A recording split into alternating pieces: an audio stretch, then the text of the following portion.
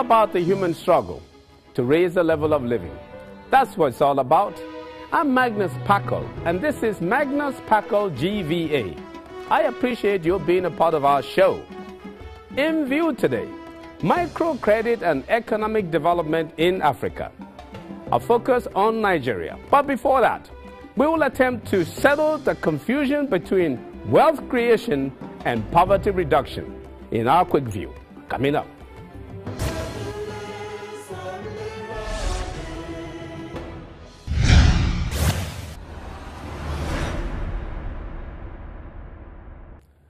There are some people who believe that wealth creation and poverty reduction are flip sides of the same coin. It is even getting fashionable to refuse to talk of poverty reduction and instead to focus on wealth creation. Why do they do this?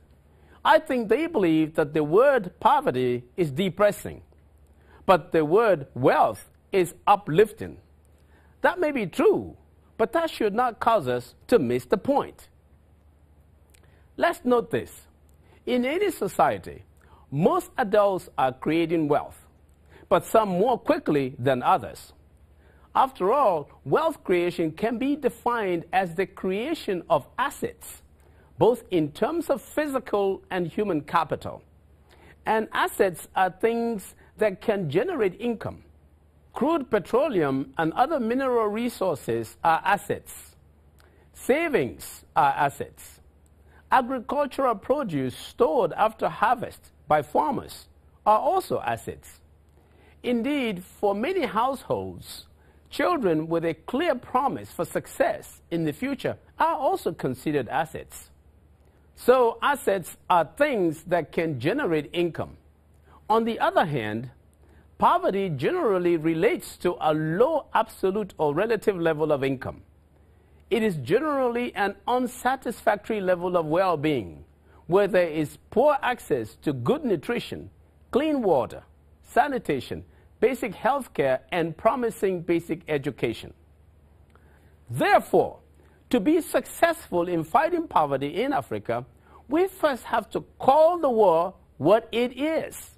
That is, policymakers must agree and state clearly that we are launching a war against poverty. That is what other people who have been successful against poverty have done. Poor people by themselves create wealth, but they don't create it fast and robustly enough to get out of poverty. We must help them to do that. Calling it wealth creation is needlessly diversionary. It makes the war against poverty too long. Calling it wealth creation takes the focus from the issue. Just call it poverty eradication. It's okay. Still in view, microfinance and development. But up next in our hidden economics, blood. Doctors and former soldiers in politics.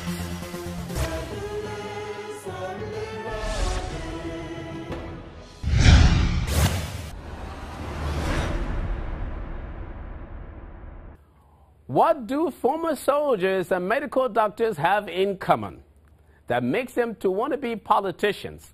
Blood. That's it, blood. As we now all know, the field of politics is not for the faint-hearted. It is not for people who cannot stand the sight of blood.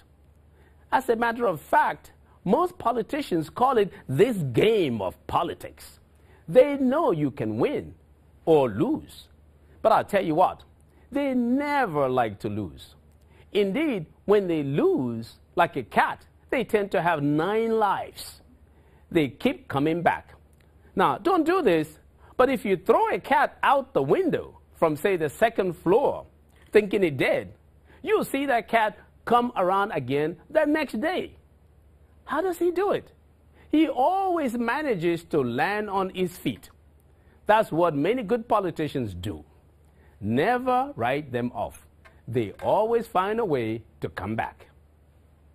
Indeed, Luiz Inácio Lula da Silva, former president of Brazil, was known as an eternal candidate because he had run for president 3 consecutive times before winning in 2002. Medical doctors and soldiers like politics. I think it's that blood thing. They appear as well prepared as anyone for the battle, and the bloody nose you can suffer in politics. They don't seem to mind the sight of blood. Now here is the economics in all of this. When they come for your vote, tell that doctor and the old soldier that if you want to represent us, be sure that you are ready to take that bloody nose for us. Let them tell you that their training makes them best prepared to fight for you.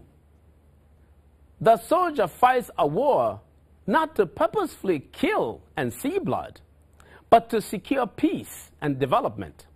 The medical doctor cuts the patient not so as to watch a patient bleed, but to remove a malady so that the patient can recover and become more productive for society.